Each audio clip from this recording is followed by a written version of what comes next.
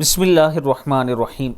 دل بے چین اور اداس کیوں؟ صرف مال کی کمی، ضروریات کے پورا نہ ہونے اور محبتوں کے چکر میں ہی دل اداس نہیں ہوتا، بلکہ اللہ کے حق میں کمی کرنے، نماز یا نمازیں چھوڑنے سے، جھوٹ بولنے سے، قرآن کو نہ پڑھنے سے، خیانت کرنے سے، یہاں تک کہ گانے سننے سے بھی دل کا سکون رخصت ہو جاتا ہے۔ ایک بے نام سی بے چینی رہتی ہے۔ اس بے چینی کی جڑ ہی اللہ تعالیٰ سے دوری اور اللہ کو یاد نہ رکھنا ہے۔